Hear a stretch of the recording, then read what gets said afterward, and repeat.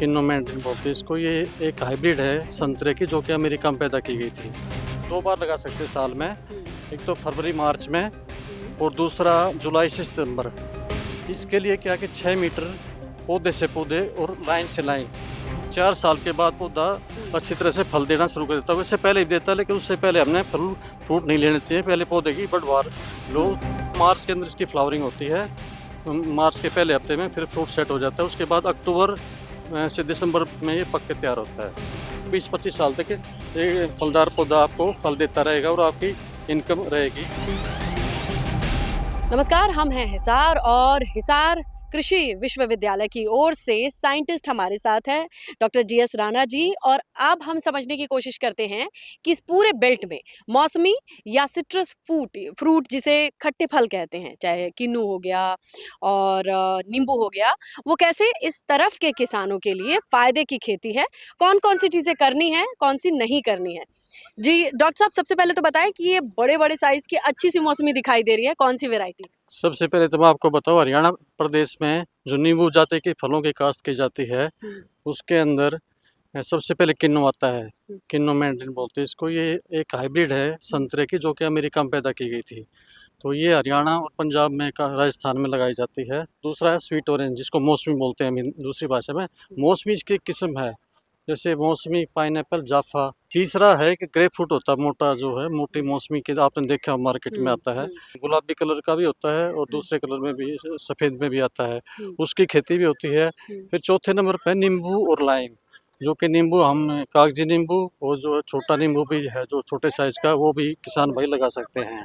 तो डॉक्टर साहब, ये वैरायटी क्या है? ये जो है पाइनएप्पल किस्म है इसकी, स्वीट ऑरेंज की। स्वीट ऑरेंज के अंदर पाइनएप्पल, जाफा और मौसमी तीन और ब्लड रेड। ब्लड रेड भी मुख्य किस्म है। अच्छा, इसका फिर लगाने का जो समय है, 2 बार लगा सकते हैं साल में, एक तो फरवरी मार्च में और दूसरा जुलाई से सितंबर। और लगाने के लिए आपने ये ध्यान रखना है कि जो भी आपने फ्रूट लगाना है इनमें से, तो उसकी पहले ही किसी सरकारी नर्सरी से या सरकार द्वारा मान्यता प्राप्त नर्सरी से ही पौधे लें और पहले ही अपने बुक कर लें, ताकि आप दूसरी तैयारियां करें और आपको पौधे ना मिले, फिर दिक्कत आ जाती है, क्योंकि आपका खर्चा भी होता है गड्ढे खोदना और तैयारियां करने में। तो पहले आप अपने पौधे की, है ना, वो कर लें, जहाँ से भी आपने लेने हैं अच्छी किस्म के। कोई भी उसमें रोग नहीं होना चाहिए, कोई इंसेक्ट पेस्ट का या डिजीज का कोई अटैक नहीं हो। आपने स्वस्थ पौधा ही नर्सरी से लेना है। तो एक पौधे की कितनी कीमत है डॉक्टर साहब हमारे यहाँ? 50 रुपये के आसपास है। बाकी प्राइवेट महंगे भी देते हैं, सरकारी से लोगे तो अच्छा रहेगा। अच्छा, अब बात करते हैं कितनी दूरी पे लगाना है। इसके लिए क्या कि 6 मीटर पौधे से पौधे और लाइन से लाइन। अगर इससे कम करेंगे तो आपस में वो मिल जाते हैं। जैसे अभी है 20 मीटर पे ये 6 मीटर पे लगे हुए हैं, लेकिन अभी देखो आपस में मिलाप हो रहा है। फिर बाद में दिक्कत, अगर हम ज़्यादा सघन करेंगे इनको, तो ट्रैक्टर वगैरह चलाने में और दूसरे ऑपरेशन जो साफ सफाई करने के या फल तोड़ने, सारा जो स्प्रे करना, कुछ और करना है, तो उनमें दिक्कत आती है। अच्छा, इस वैरायटी की क्या खासियत है जो मेरे हाथ में पाइनएप्पल है और जो हमारे हिसार ये से? क्या है कि जैसे ये सारी किस्में क्या है कि जैसे हमारे अक्टूबर के अंदर ये पक्के तैयार हो जाती हैं और किन्नू आता है लेट। तो ये जैसे लोकल एरिया में है ये ज़्यादातर, क्योंकि साउथ से तो ज़्यादातर आती है मौसमी ही, महाराष्ट्र से। मौसमी तो पूरा साल उसी वहाँ पे 2 बार फसल आती है, इसलिए हमारे को पूरा साल अवेलेबल रहती है। ये हमारी अक्टूबर से लेकर दिसंबर तक अवेलेबल होती है, ताकि जो पहले जो फेस्टिवल्स आते हैं या जैसे शादियाँ ब्याह हैं, उनके अंदर ये जूस के तौर पे काम में ली जा सकती हैं। तो यानी कुल मिला के कोई किन्नू से पहले ये पहुंचेगा तो इसके दाम अच्छे मिल जाते होंगे ना? दाम बहुत अच्छे मिलते हैं, किन्नू से काफ़ी अच्छे मिलते हैं। किन्नू में एक और भी दिक्कत आ जाती है, क्योंकि किन्नू एकदम पकता है और वो मार्केट में बहुत ज़्यादा आ जाता है, इसलिए पूरा किसान को पैसा नहीं मिल पाता, वो सस्ते में बेचना पड़ता है। ये अर्ली आ जाती है और इसके बाग भी कुछ कम है। अब किन्नू के बाग ज़्यादा है, नींबू जाति के फलों की जब बात करते हैं, तो इसके बाग भी कम है और इसमें रेट अच्छा किसान भाई को मिल जाता है। अब जैसा कि मैं देख पा रही हूँ डॉक्टर साहब, बहुत फल आए हुए हैं, फलत अच्छी है, मतलब पौधा झुका हुआ है।